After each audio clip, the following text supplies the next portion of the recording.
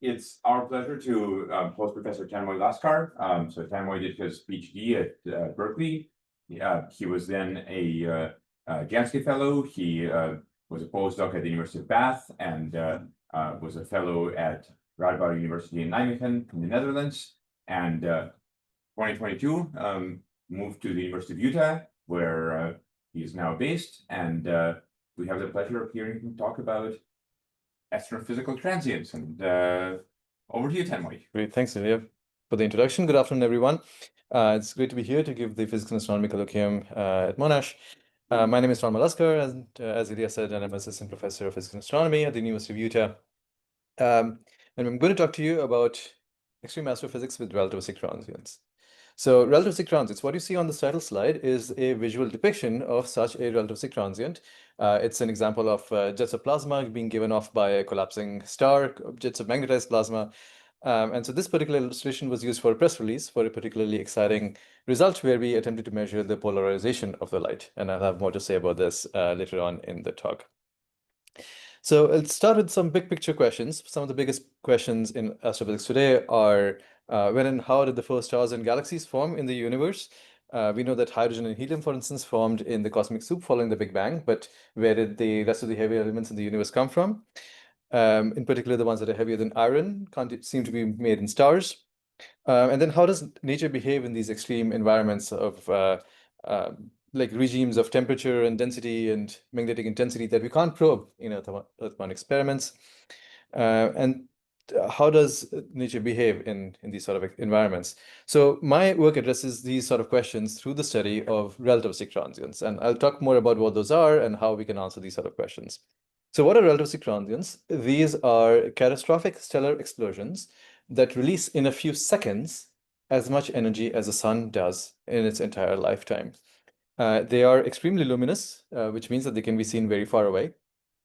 And so these transients are powered by the interaction with the ambient medium of a small amount of material that's moving at relativistic speeds, which is that is speeds close to the speed of light. And so their large energy budget means that these things have jets. They're collimated jets.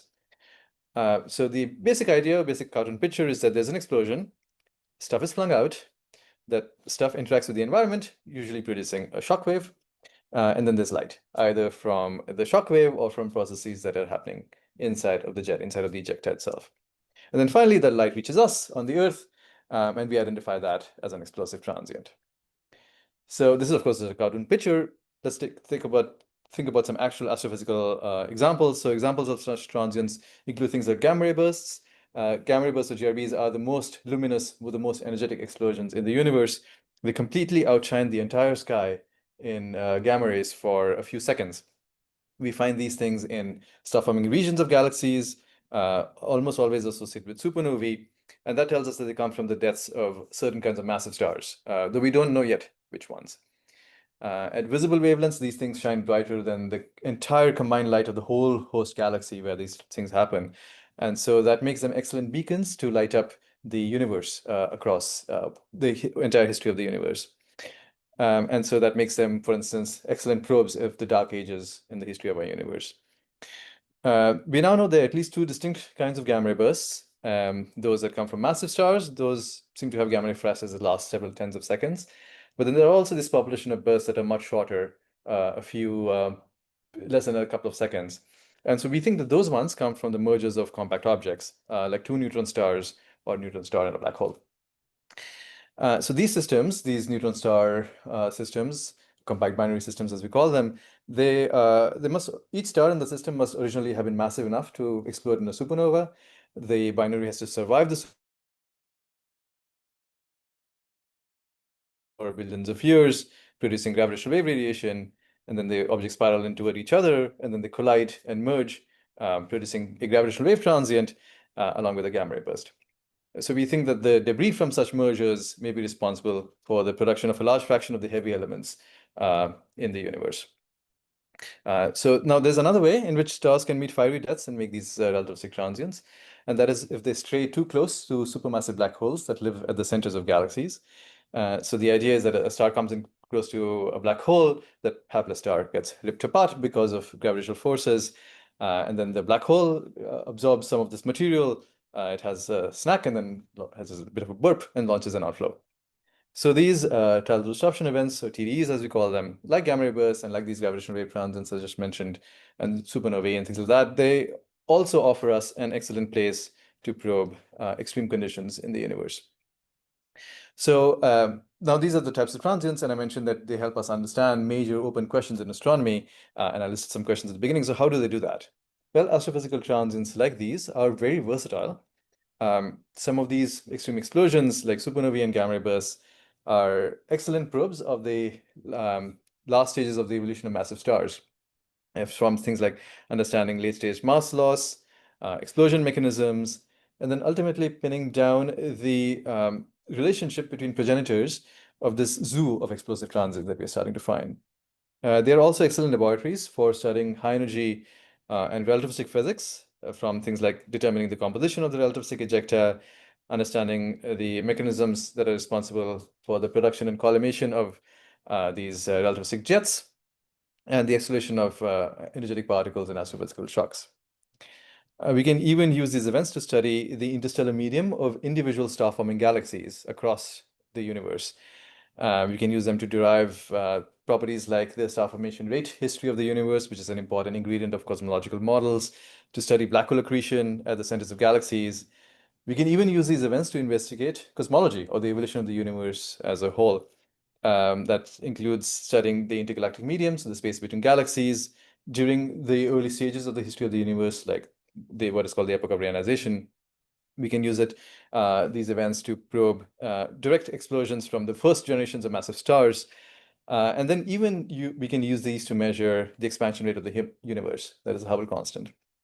So I work in many of these areas, but to highlight some of the questions that I and other people kind of working in these fields are interested in, we are interested in understanding, from the point of view of these explosions, what are these outflows, how fast are they, what are they made of, what powers these outflows, what is the nature of the central engine that launches these outflows, how are the jets collimated into narrow opening angles just a few degrees wide, then what causes the great diversity of these explosions, like from quasi-spherical explosions like supernovae, or highly jetted events like gamma ray bursts that I was describing earlier, and maybe the tidal disruption events sit somewhere in between those. And then finally, as all of these events have to do with stars in some way or the other, then what does this tell us about the history of star formation and the chemical enrichment, the enrichment of the universe over the course of its history? So today in this colloquium, I want to give you a flavor of how time domain astronomers like myself try to answer some of these questions and the sort of trouble that we get into along the way. So in this kind of broad discovery space that is spanned by these questions, I work personally from both the observational and theoretical directions, and I connect those using statistical modeling to answer some of those key physical questions that I talked about. So in other words, my group performs observations across the electromagnetic spectrum. We develop theoretical models, and then we combine those two to get new insight into the physics of relativistic transients. So I'm going to talk about it from both viewpoints. I'll focus mostly on the observational viewpoint. So from the observational viewpoint, depending on the kind of event that we're looking at, the rise and fall of the radiation that we see, because remember, these are transients, which means that they were not there, then they're there, and then usually they're not there again. So it's a transient. So the rise and fall of this light at different wavelengths is different. So on the y-axis here, we have the photon energy, so the energy of the light that we're receiving from radio waves at the bottom to gamma rays at the top. So that's the electromagnetic spectrum. And on the x-axis, we have the characteristic time scales for the process that produces that radiation from these transients. So remember I said we have jets in these events. So depending on the kind of the jets and the orientation of the jets, we can have different processes going on. So for instance, for relativistic jets that are viewed on axis, gamma ray burst, tidal disruption events, good examples of those. Those are visible very shortly after explosion, seconds maybe. And so those are the timescales at the bottom. And then they also fade very rapidly. They're also relatively rare. So for instance, the gamma ray burst rate is only about 1% of the core collapse supernova rate, which means only about 1% of supernovae that could make gamma ray burst seem to make gamma ray burst, and we have no idea why. For events with off-axis jets, those would enter our line of sight later. And then quasi-spherical events are often the least luminous, but they may be visible for days to years after the explosion. So studies of all of these different classes of events allows us to not only probe these relativistic outflows, but also how physics works at extremes of temperature and density, magnetic field, that we just can't attain in Earth-bound experiments.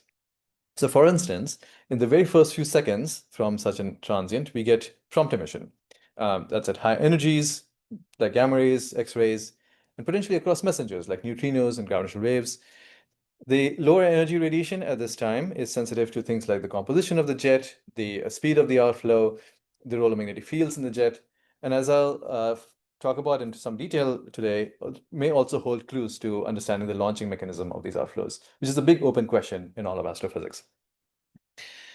We can also use these observations, in particular at millimeter bands and optical bands, so microwaves and visible light, to probe the density structure around the event. And that gives us information about the parsec scale, so structure at very close scales, for instance, fertile disruption events for supermassive black holes at those small scales. And also, we to probe the late-stage explosion, late-stage mass loss history of stars. So the idea is that stars, before they die, expel all these shells of material, and then these transients, they emit these jets, and then the jets run into this material at very short time scales. And so over a few minutes to hours to days, we can study the history of material that was lost over decades or years before the star collapsed. Then another interesting aspect is probing the very first stars in the history of the universe. And we can do that also using these observations at visible light and microwaves. Another further interesting aspect is the collimation and the structure of the jets. And that helps us understand the jet launching mechanism. If you wanted to, okay, so at the very highest energies, quantum mechanical effects, particle acceleration processes, these sort of things come into play. Measuring things like the energy of the explosion requires observations at all of these different wavelengths. And then finally, we can learn a lot about transients from their host galaxies, from their host environments. And actually also vice versa, we can use transients as probes of galaxy evolution. So now, because for any given physical system, many of these processes, take place over a range of different wavelengths. That means that to understand the physical system, we need to observe at all of these different wavelengths, right? And in particular, because we're talking about transients, we typically obtain these using what are called target of opportunity observations. And so the reason is usually, and people are working on predicting things, but usually it's hard to know when something's going to explode in the sky. And so that means that we need to be prepared when something goes off to be able to turn all of our telescopes to look at it. And why all of our telescopes? Because we want observations spanning the electromagnetic spectrum. And like, for instance, if we only had high energy information, we may think of the transient one way than if we had just optical data or just radio observations. So if you only got one of these, we'd have completely different pictures of what the thing is. But then if we put it all together, all of these data from all these different wavelengths, and we think through what is going on, work through the physical scenarios, then that gives us, in my opinion, the best way or the best hope for figuring out the true nature of the beast. So over the last few years, I've been writing a lot of telescope proposals, including at a bunch of different radio telescope facilities, X-ray facilities, optical telescope facilities. Like, for instance, during the last LIGO Science Run, the O3, I was PI on 16 active proposals at one time, which is great when you have access to these observations until something happens, like something explodes, and all of these programs need to be triggered, and you need to collect all these observations and coordinate all of the different data sets and make sure that you get the perfect data set as perfect as possible given observing constraints. So as I'll demonstrate in a little bit, we often need to respond and trigger these observations at different facilities within minutes. And so that makes all of this work not only very exciting, but also fairly fast-paced. So for those of you who read my abstract, I said in the abstract that I'll focus on radio observations. And that's because at radio and millimeter facilities, there's what I would call an ongoing revolution. So this revolution is in terms of things like sensitivity, angular resolution, image fidelity, simultaneous bandwidth, wavelength coverage, polarization sensitivity. And a lot of these have direct implications for time domain science, so the science that we're interested in. So the 4 facilities I've highlighted here, the Atacama Large Millimeter Array in Chile, the Australia Telescope Compact Array here in Australia, the Carl G. Jansky Very Large Array in New Mexico in the US, and the Giant Meter Wave Radio Telescope in India. All of these have had upgrades that have made them fantastic new facilities for time domain astronomy. And all of these are actually actively further undergoing additional upgrades that will make them even better facilities even right now. So together, all of these facilities and additional ones that I'm not listing here in the radio domain, I would argue are opening a new window into the study of relativistic transients. And to show you what I mean, I'm going to walk through a couple of examples. So I've chosen this part of parameter space, this corner of the space, so we can do a bit of a deeper dive into physics. I consider myself a physicist first and foremost, and I think it is important to try to use this stuff that we study to understand or get a picture of what we're looking at and learn something more about physics or about how the universe operates. And also, that's one reason I've chosen that corner parameter space. And the other reason I've chosen that is because with the radio facilities I just described to you, I think we're learning something especially cool about relativistic transients in this part of parameter space. So that's going to be radio observations within a few hours of explosions. But as you'll see, it is not possible to just use radio data. We'll be using data across the spectrum to try to make sense of what we are seeing. So the first example is going to be on radio reverse shocks and polarization. And that'll take most of our time because we'll also use it to build a lot of the background of the physics that we need to set the stage for exploring the second example, which is this really phenomenal event that we had just over a couple of years ago. And I'll also, as I go through this, I'll stop a couple of times for questions. So if you have any you can ask me those deeper questions when we stop for that. But in the interim, if you have any clarifying questions on something that's not clear on the slides or something that occurred to you that is absolutely burning, then please feel free to stop me and I'll answer that there. So I'm going to move on now, but for the first example, what we're going to do is we're going to address two of the open questions that I listed earlier, which is how fast are the outflows in these transients, what are they made of, and what powers the outflows. And so for this, we will collectively here in this room now learn a little bit about radio reverse shocks and linear polarization. And if you're interested in learning more about the details of how this actually works beyond what we talk about here, then you can find the details in this paper. So let's talk a little bit about the theory, about the background, right? So relativistic transients, like gamma ray bursts, produce their radiation with the help of strong relativistic jets. Shock waves inside the jets produce the initial flash of gamma rays, which is how these are discovered by space satellites today. The interaction of the jet with the ambient environment sets up a shock wave in the environment. This is called the blast wave or the forward shock. That name will be important later. The shock accelerates particles, compresses magnetic fields. The particles gyrate in the magnetic fields and produce synchrotron radiation. And so that synchrotron radiation is what powers the long-lasting X-ray to radio afterglow emission that lasts for days or months or years in these events. So the spectrum of this radiation is characterized by these power loss segments that are connected at these characteristic break frequencies. So we have the synchrotron self. So this is brightness as a function of frequency. We call this a spectral energy distribution, or SED. So this is brightness of the received light or emitted light, and then this is the energy of the wave of the photons. Right, so we have these three breaks. So there's a self-absorption break. So below the system, below this frequency, the system is optically thick to its own radiation. So it's absorbing its own radiation. And then we have the cooling break. Above this, the particles that are producing this radiation, the electrons, are efficiently cooling over the lifetime of the system. So that's an additional break. And then you have here this nu m break of the characteristic frequency of the spectrum. So together with the normalization, the overall flux normalization, these three parameters, these three breaks completely specify the spectrum. Now, the peak frequency, the one that's in the middle, moves to lower frequencies with time. So the whole thing shifts. I'll show you an animation of this in a second. And as the shock propagates into the ambient environment and as it slows down. The evolution of the other two frequencies, the nu A and nu C on this plot, that depends upon the density structure of the environment. Like, is it a uniform density structure? Has it been sculpted by the winds of the star that exploded?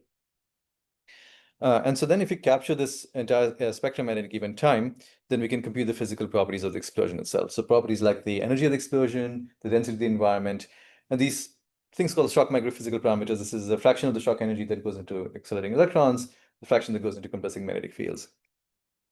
So now, all of this is just a model, right? But from a physics perspective or a mathematical perspective, just think about it from this point of view. There are four measurables: energy, density, epsilon E, epsilon B. There are four observable quantities, the three break frequencies, the peak flux. And so if you measure the four quantities in your spectrum, there are four equations, four unknowns, you can solve the system exactly. But that's the idea. There are some additional complications that move these frequencies around and tie these parameters together. But for the most part, that's basically it. So doing that typically requires observations across the whole electromagnetic spectrum, because all of these frequencies are in different places in the electromagnetic spectrum. Okay, so the question that I asked earlier was about measuring the speed of the outflows, the composition of the outflows. Unfortunately, you can't use this to do that. The reason is that this emission is from the forward shock, from the jet interacting with the environment. It's a shock that's going into the environment that has no memory, as it turns out, of the properties of the jet, besides the energy of the jet. It has no memory of the composition of the outflow, the initial speed of the outflow. And as an aside, this is because, if you're interested, it's because of the homologous self-similar evolution of the point deposition of energy into beam environment. If that doesn't mean anything, don't worry about it. But suffice it to say that this does not tell you the properties that we're interested in.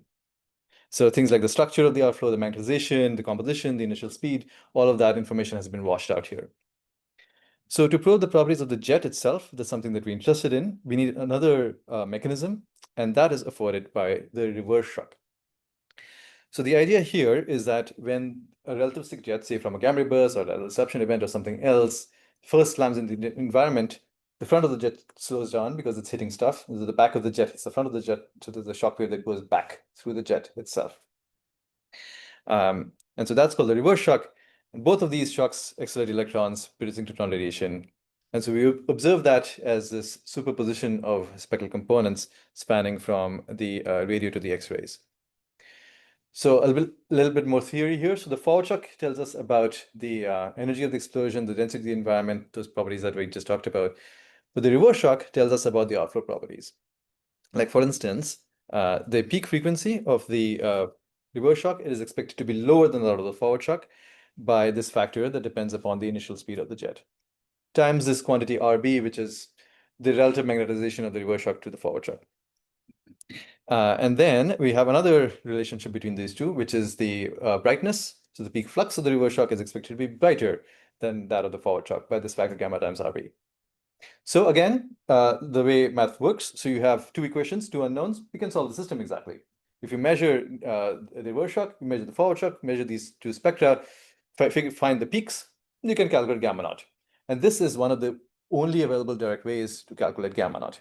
And we'll see later how measuring something like gamma naught helps us connect back to the explosion mechanism, the jet launching mechanism. We'll get to that in a second.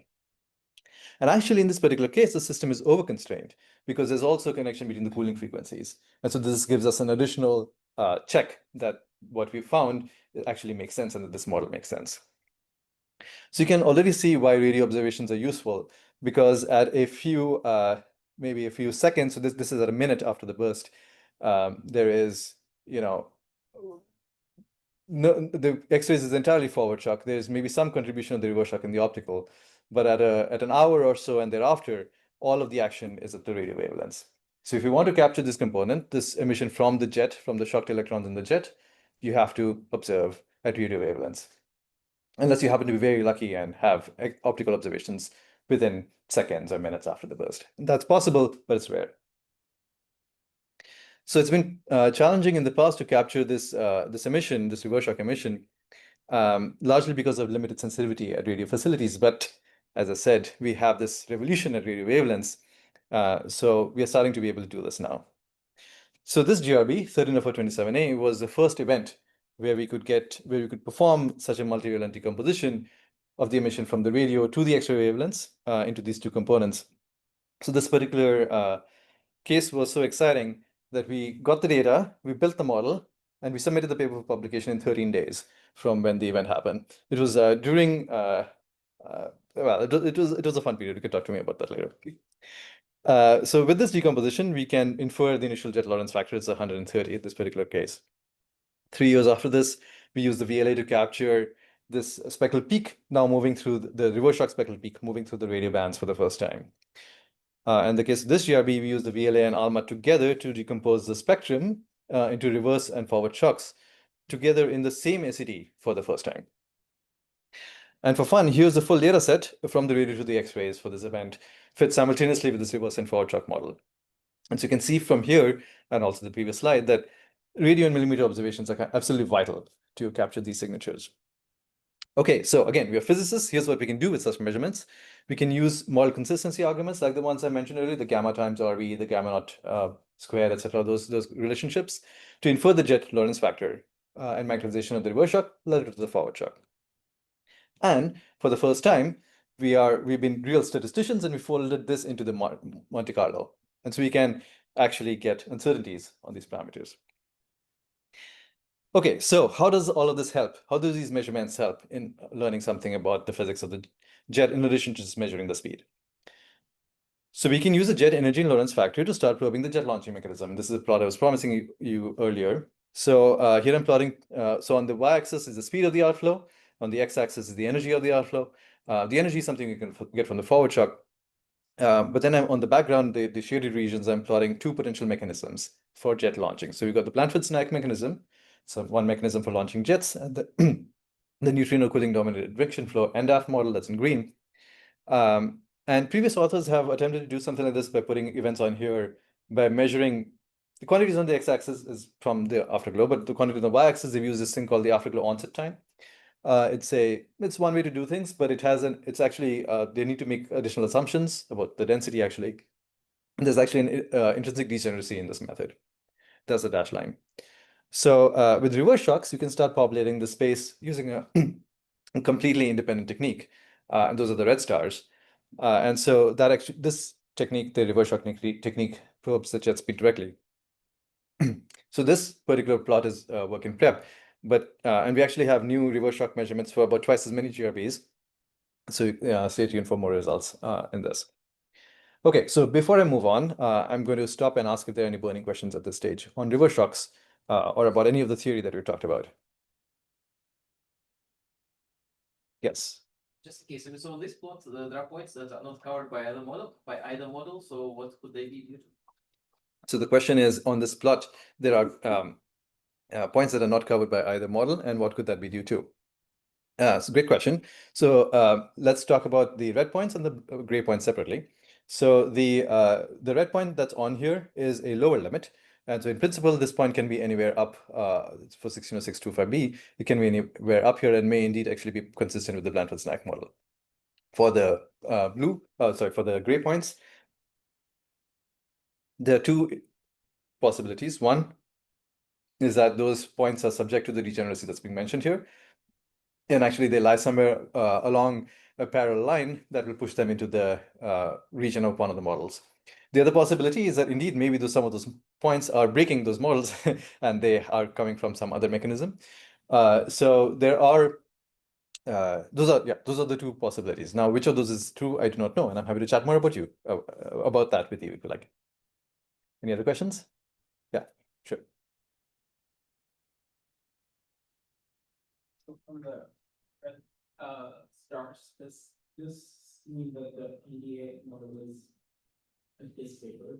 Yeah. And do we expect this to be universal? Or? Yeah, so it's a great question. So from the red stars, does it mean that the NDAF model is disfavored? That is what we would infer based on these points. We have, as I said, twice as many points available, and so in principle, we can start putting those things on here. And what is the second half of your question? Do we expect the jet mechanism To be universal? That's right. So is it possible that you actually, in some cases, have the jet being launched from one mechanism versus in other cases, jet being launched from another mechanism? And that is indeed definitely possible. And maybe there are physical conditions that are different that allow one mechanism to dominate over the other.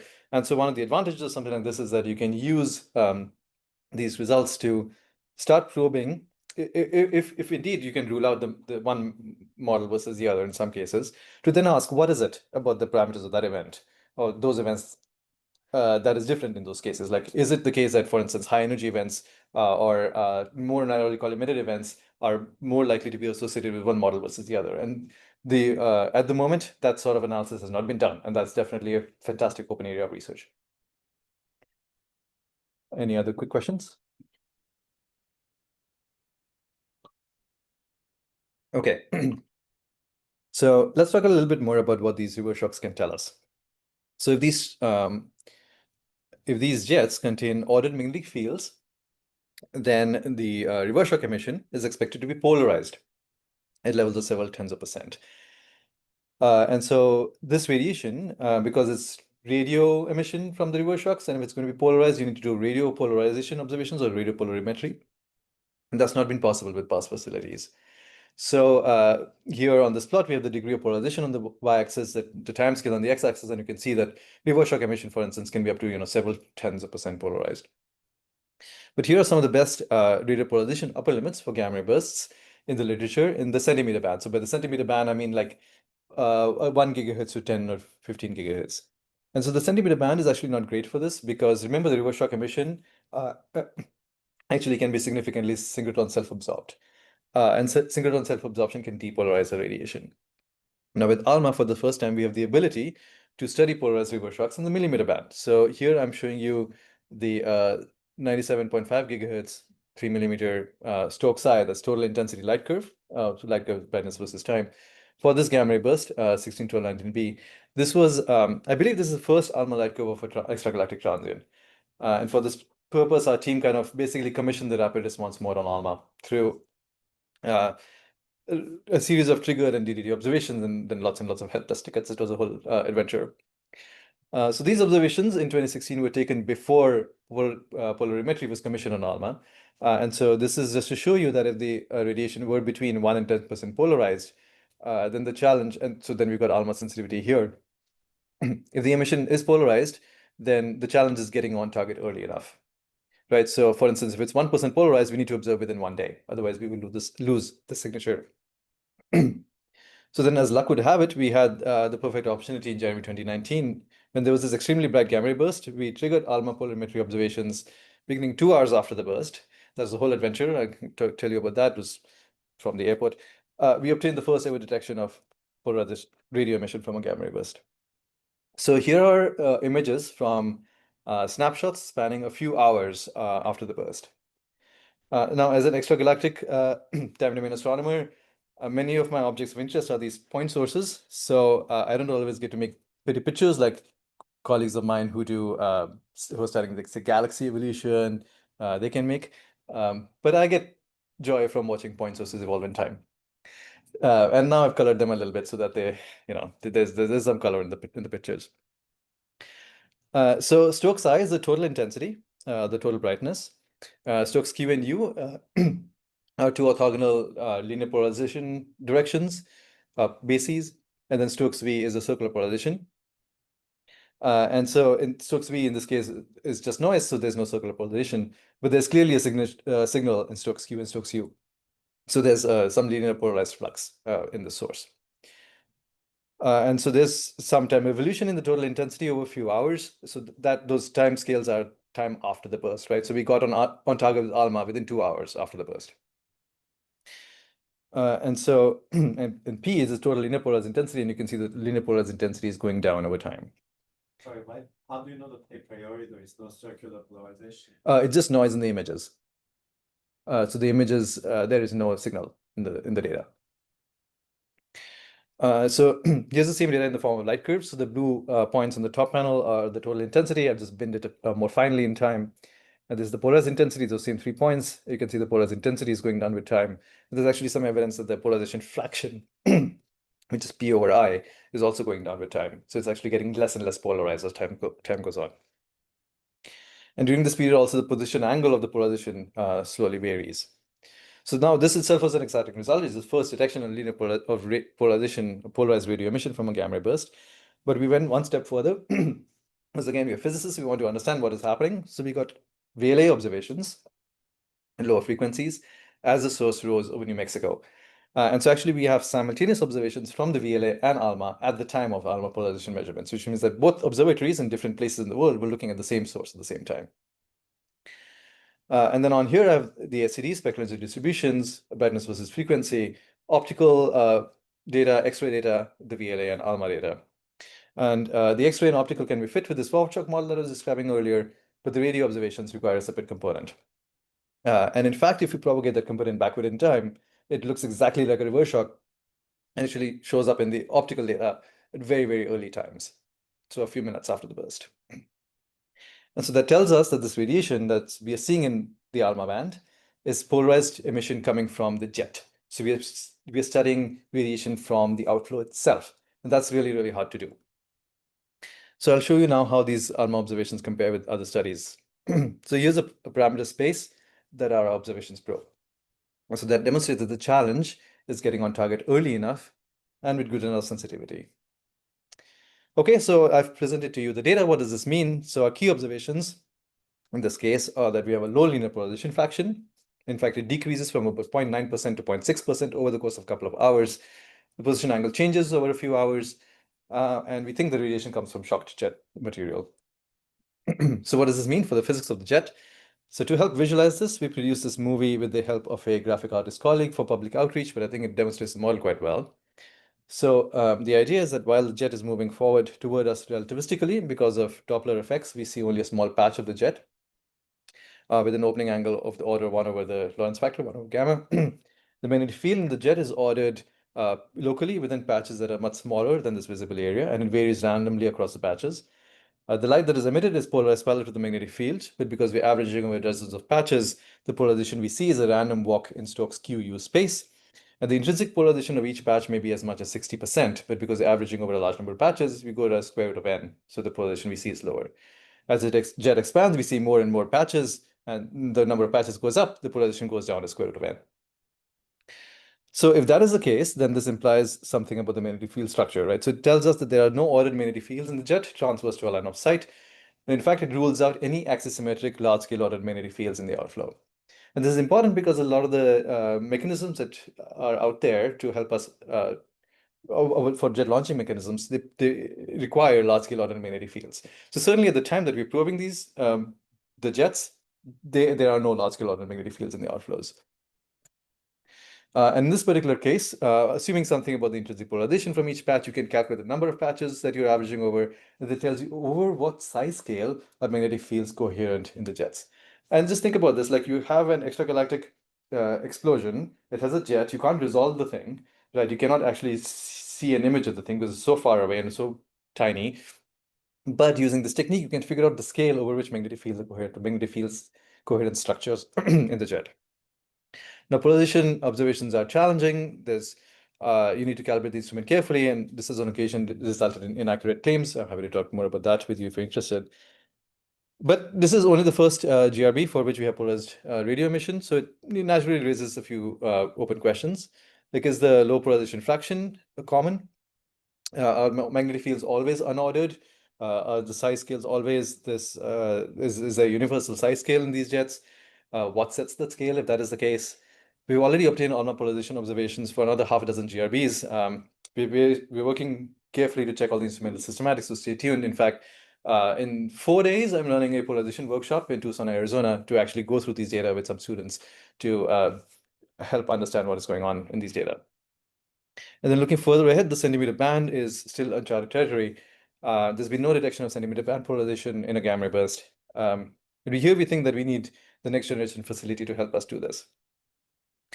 Okay, so I'll pause here for a few more minutes if there are any additional questions on polarization or jet structure or jet magnetic fields. Yes. All right, in the observations of non-relativistic jets from stars in our galaxy, so once the observations became better, we observed that jets are not nice axisymmetric, conical structures, actually quite often twisted, and in fact that might be related to, maybe by the nature of stars and such things, so maybe some accretion flows happening there. So my question is, can we have any constraints or otherwise limits on how twisted are the jets in gamma ray bursts? Yeah, so regarding the structure of the jet. So one of the key differences I would say between non-relativistic jets in situations like star-forming regions or maybe even in X-ray binaries where they are relativistic is that the duration of the outflows. So in the case of gamma ray bursts, the durations are typically seconds, which means that the size, the radial structure of the jets is also of the order of light seconds. So it is actually, those jets are much smaller than the jets that are in these long-lived jets from the stars, right? So stuff from regions of young stellar objects, that sort of thing. So I would say that the structure we are probing is sort of more an angular structure on these jets, and the radial structure is sort of irrelevant on these scales, right? So, or conversely, one would say that we are not actually able to probe the radial structure of the outflows, and delta R over R, the thickness of the shell compared to this size of the shell is very, very small. So it's a very different kind of form factor of the jets compared to the ones that we think of when we think of the ones in star-forming regions. But happy to discuss more about this with you afterwards. But just related, so I mean, I guess we'd probably expect some differences between forward and reverse shocks because there would be a different radii, right? So I mean, so that maybe differ some. Yeah, so in the case of so we see, for instance, reverse shocks in supernovae. And you can look, for instance, you can supernovae in our galaxies, Cassiopeia A, and other such supernovae, you can see the reverse shock going back to the shell. And that takes like 1,000 years because it's a thick, the ejecta are very thick, and it takes a long time for the reverse shock to propagate. In this case, the reverse shock propagates in 10 seconds because it's a very, very thin shell. So it definitely, the dynamics of the two cases are very different, depending upon the basically the Lorentz factor. So the mass of the shell and the Lorentz factor of the shell are very different in those cases. Any other questions? Yes. So these fields amplified in the shock propagation, or is it stretching out? Yeah. So where do these B fields come from? Are these so we think that the structures we are probing here are magnetic structures that have been entrained in the jet. So they are part of the original jet. And now it is entirely possible that the jet did not have any magnetization whatsoever, and that these structures were produced by the reverse shock as it went through the shell. We don't know. And it could be either, and it could actually be the case that maybe the reverse shock actually causes some reconnection or something, and it changes, like it can demagnetize or magnetize the shell.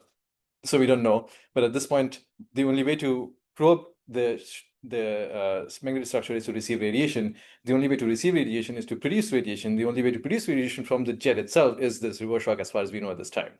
So we are kind of stuck with whatever the reverse shock does to the jet, to the shell as it propagates. But happy to discuss more ideas about this later if there are additional, for instance, coherent emission mechanisms are out there to, like for instance, if we just had magnetic reconnection or something, at the very time that the jets first break out of the whatever ejecta there is in the star or merging neutron star ejecta, if there's magnetic processes, maybe they could make coherent emission, and that would be basically very short flashes of radio waves, it lasting milliseconds or seconds.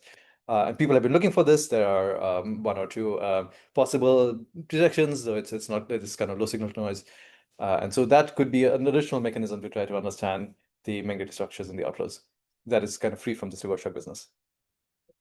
So like, so if the field was amplified in the jet, it should be sort of axis symmetric. So if you're looking at dead on, it should be not polarized, but if it's slightly off axis, so maybe measuring some slight off axis. Yeah, so regarding the off-axis business, this is actually more true for forward shocks, and the reason is for reverse shocks. When we see the jet, it is highly relativistic, and so we see a small patch of the jet anyway. So at the time of these observations, 1 over gamma, 1 over the Lorentz factor of the jet, is much smaller than the size of the jet. And so we think we are still seeing collimated outflows, and so that is what dominates the polarization structure, is the size scale over which structures are coherent rather than the actual edges of the jet. And I'll have more to talk about jet edges in just a second. All right, so I'm going to move on in the interest of time, but if you have more questions, feel free to hold on to them until the end. And I just want to say that GRBs are cool. I hope I'm convincing you of that. And bright ones are rare. And so it was quite exciting to find the boat, not this kind of boat, but the brightest of all time. And again, if you're interested, you can find the details in this particular paper. But I'd like to talk to you very briefly at the end about what this is and how it breaks some of the things I've been describing to you. So this animation steps through the brightest GRBs ever detected by the Fermi Gamma Ray Space Observatory, including some I've already mentioned, like 1901 14C, which is where we had the first radio polarization measurements that I just described. third year for 27A, where we discovered the first definitive radio reverse shock.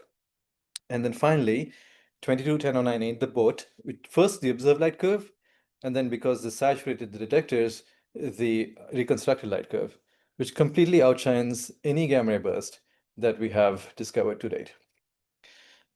So this interstellar burst of gamma rays was so bright that it shook the Earth, or at least the Earth's ionosphere. So the ionization of the gamma rays from this interstellar or extragalactic burst of radiation was so intense that it changed the propagation properties of VHF radio waves in the Earth's ionosphere for about an hour. And in fact, the Voyager spacecraft, which is now beyond the heliosphere, saw this burst a full day before the signal before the gamma rays from the burst reached the Earth. This burst also created thousands of photons in the 5 TeV, tera-electron volt energy range. And that is absurd because no gamma ray burst is supposed to be able to do that. A, and B, these photons should get absorbed by photon-photon pair production against the extragalactic background light. So this is light that's running around in the universe produced by stars and galaxies. We think that the fact that we see this TeV light is at least partly due to the proximity of this burst. It was fairly nearby. But it's also possible that there's something unique about the properties of this gamma ray burst, the physical properties. So we observed this gamma ray burst across the spectrum from radio to GeV energies.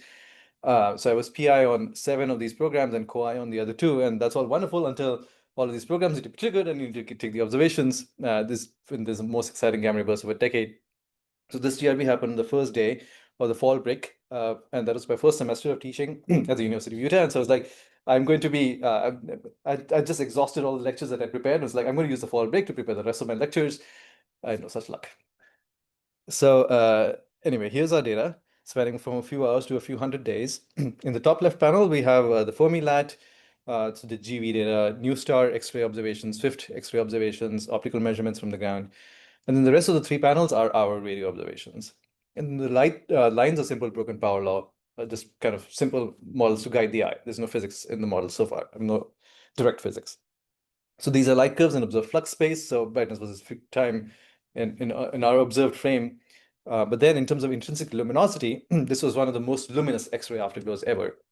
So the red points, much above the blue points. Blue points are the gamma ray bursts, red points are this GRB. It's much more luminous. On the other hand, in the centimeter band, that's gigahertz frequencies, it's actually fairly average. And then the same is true for the millimeter band luminosity. So in terms of radio properties, it's actually fairly average burst. So to learn something about the afterglow, we need a physical model. So I'm going to show you the results of our best attempts at trying to model this with a standard afterglow forward shock. So on the left, we have speculative distributions from the optical to the X-rays. On the right, we have the optical and X-ray light curves. The thin lines are the underlying synchrotron model before accounting for absorption. There's no radio data on these plots just yet. And so this model matches the Fermi data, the X-ray, the optical observations. But in my opinion, one of the most exciting aspects of this afterglow is in the radio, where the observed emission is much brighter than expected from a forward shock. And you'll say, aha, I know what this is. You've just shown me a bunch of examples of this. This is a reverse shock. Well, okay, so here's a zoom into the radio data compared with the reverse shock models. Unfortunately, the observed evolution is much slower than you'd expect from the models. Now, there is one new model that uses the fact that the jet, as we were discussing just in the questions earlier, the jet should not have sharp edges. It should actually have some structure. And so it should have some material kind of going down the sides of the jet. And in this paper, the author suggests that in this case, if you have the emission from a reverse shock propagating through such a structured jet, a structured outflow, should naturally fade a bit more slowly. So it kind of sort of matches, but it's not perfect. In this case, this is a numerical calculation, so it's actually fairly slow. It's hard to do model fitting. It'd be great to have an analytical model to do this fitting with. And in this new paper from a few months ago, that is inspired by these observations, does just that. It comes up with an analytical model of how the reverse shock should behave as a function of time for structured jets. And so my master student has recently used that model for her first paper for this other event. She found similar properties, similar evolution, the radio properties of another gamma ray burst. And of course, the next step would be to take these models and apply them back to the board GRB. And so I'm working with an undergrad student on implementing this new analytical model And the results are promising, but it's still not perfect. So in summary, the afterglow observations, I think of this GRB, they challenge current models. There's excess emission and radio wavelengths that we don't fully understand. The structured jets are promising. Parameterized analytical models can help in extracting some of the physics. And so where do we go from here? So I think for this event, measuring the collimation of the outflow will be important, because that's another way of getting in the structure of the event that tells us about the jet energy and corrected for the relativistic beaming effects. I have not had a chance to talk about that at all, but I'm PI of a Chandra program to do this. We've just got some observations. They're pretty exciting. You can ask me about that if you like. We can also try to resolve the afterglow directly. It's close enough that we have some hope of making a picture of the outflow. There are multiple teams doing that. And finally, I think while we'll be getting more data on this event, it's still visible, detectable. I think it's also important to take a close look at these GRB theories that have held for several decades and starting to be challenged, I think, in various ways by these observations. Okay, so relativistic transients span a fairly wide variety. I mostly focus on long-duration gamma ray bursts. There's a lot to learn from tidal disruption events, gravitational wave events. And so I'm working on those as well, try to understand how their progenitors and their outflows are different from things like gamma ray bursts. I didn't get a chance to talk about host galaxies. There's a lot of work there, in particular now with JWST. There's a lot of scope in understanding the evolution of transients as a function of redshift. So in summary, there's a lot of exciting astrophysics with relativistic transients that I think is possible. I'll stop here and take questions. Thank you.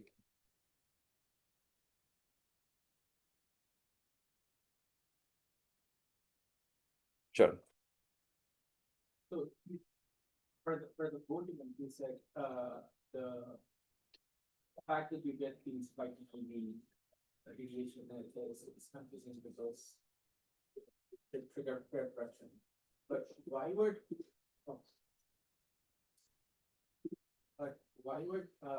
the GRB having different properties? Because doesn't that say that we don't understand the interstellar intergalactic?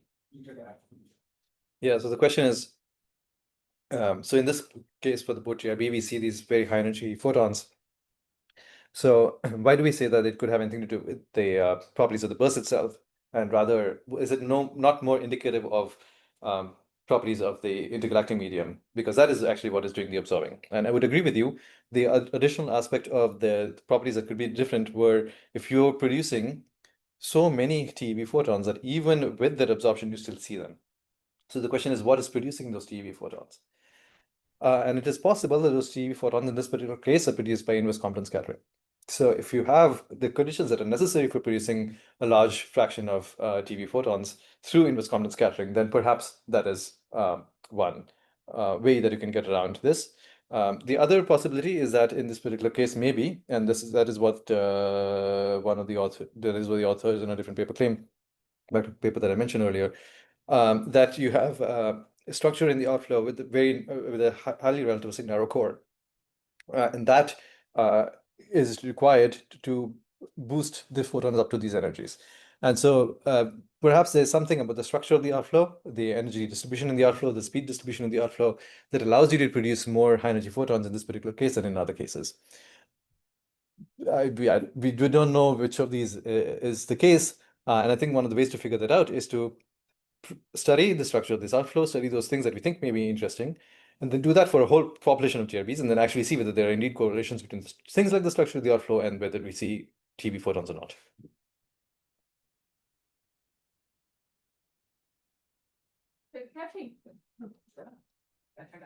Catching my question with the I am not an astrophysicist, so this is a big picture kind of question. When I look at this, the boat is many orders of magnitude more intense than anything else. So why could it just be something else, right? That the models don't work well for this. Could it be that many order of magnitude difference in brightness is actually indicative of different physics than for the less bright GRBs that we see? Yeah, that's a great question. And that is why we then look at the afterglow to see whether there's anything different. So in this particular, so the question is it possible that something different in terms of the physics? That is indeed exactly why we went after this with all these different observatories to see, is there anything else that is different about this? So yes, the X-rays are the most luminous X-rays that we've ever seen. On the other hand, for the radio, it is not. So some things are the same, some things are different. One of the reasons that this is so it's very bright in the gamma rays, that's at least partly because it's very close. The other thing that may be going on is that the outflow, we think in this case, might be very collimated. And so what is happening is that we are seeing is a Doppler boost effect of the jet, and it just happens to be very narrow collimated. So it's taken a lot of the same amount of energy that is usually present in gamma ray bursts, but beamed it into a small angle. And if that is indeed the case, then that kind of falls in line with everything else that we understand about gamma ray bursts.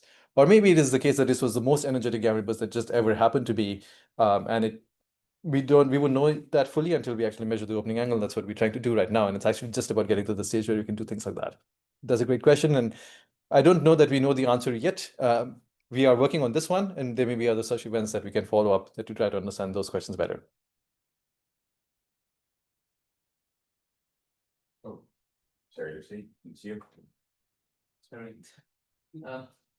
Yeah, but I mean, to follow up on this question, right? So I mean, if it's really close by, then I guess the radio would also be brighter than for other gamma ray bursts, and also probably there should be some supernova event underneath because it's probably super well observed anyways. I mean, so probably should infer quite a lot from that as well. Yeah, that's right. So I'll answer both those questions. I'll answer the second one first. Supernovae, indeed, there's been we think we have seen the supernova from this event. So we observed it with JWST. And the reason it is so hard to do that in this particular case is because the afterglow is very, very bright. So the supernova that comes about, so the idea is that you have the star explodes, it makes this jet, the jet interacts with the environment, makes the afterglow, that's all of this light. And then the star itself explodes, it makes a supernova. But the supernova is much, it has a similar amount of energy, but it's not collimated or anything, so it's actually much fainter. And for all of these long GRBs, we often find these supernovae. So in this case, we did see the supernova, we think with JWST spectroscopy, but there's just a huge amount of light from the afterglow that we have to dig underneath to find that supernova. So the supernova seems to be pretty common, pretty standard for gamma ray burst supernovae. There doesn't seem to be anything particularly different about this particular supernova than another kind of supernovae. So we think it has a similar amount of energy. So typical 1C broad line is a typical supernovae that we see for gamma ray bursts. Seems to fall in right in line. So the star, the progenitor probably, and the explosion that made the supernova seems to be the same. So then from the radio, we see the luminosity of the radio emission is the same as for other gamma ray bursts as well. So from if you didn't have the gamma rays, right? We just knew when the event was, where it was, and we just measured the radio. We would not think of this as anything special in terms of just the luminosities. Of course, the evolution and things like that, as I described, is maybe something special in this case. But there's nothing else special about the radio in that respect. So from the point of view of the gamma rays, maybe it is then just this question of the collimation or something else that of the way the gamma rays are produced. I don't know that we have an answer. So I'm actually going to suggest that because it's CO2 that we end the official point here, because probably some people need to go to the next meetings, but Tanmoy is around, and I'm sure we'll be happy to answer questions afterwards. But in the meantime, let's again thank Tanmoy for a great talk. Thank you.